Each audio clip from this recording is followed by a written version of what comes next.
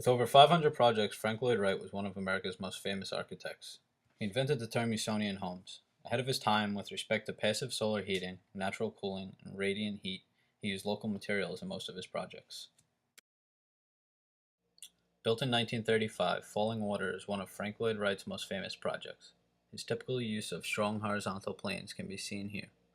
Also shown is his use of organic architecture in that the house follows the step-like nature of the river that runs through it. He believed the nature of the material should determine the form. Also important to the organic nature of the project, Wright sought to blur the line between interior and exterior, giving those within a constant visual of the forest and river around them.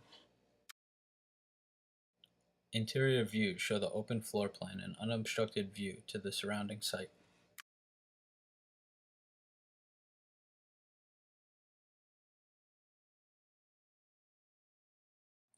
Schroeder House was designed by Garrett Reifeld and built in 1924. Owner Truce Schroeder wished to have a freeform house with strong connections between inside and out. Schroeder House is known as one of the only true Distille style houses. Made up of a composition of horizontal and vertical planes, all lines are at 90 degrees, including the windows that only open to 90-degree angles. The Distille style is utopian style of pure form and color, using only horizontal and vertical lines and primary colors or non-colors of black and white.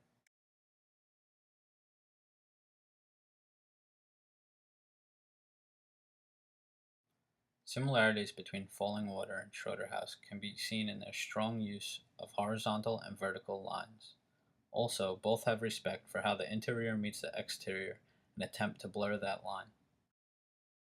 Frank Lloyd Wright connects Fallingwater to its surroundings by not only following the contours of the river but also having the river flow directly through the house.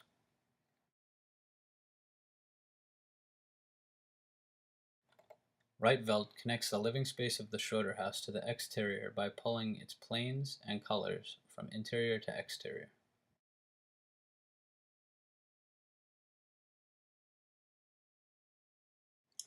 Differences between the two homes can be simplified to the differences between organic and distilled architecture. Wright's designs attempted to blend with nature as much as possible, in both form and materiality. Rietveld did not look to nature as much as he did to order and contrast by using the ideal colors and planes.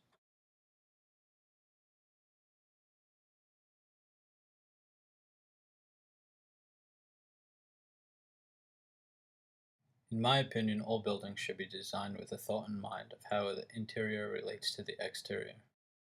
It's unfortunate that most buildings could be placed anywhere and have no real connection to their site. Fallingwater and other Frank Lloyd Wright designs were ahead of their time and should not be forgotten by future architects, due to the need for a return to nature and a change from our wasteful and harmful ways of building and living.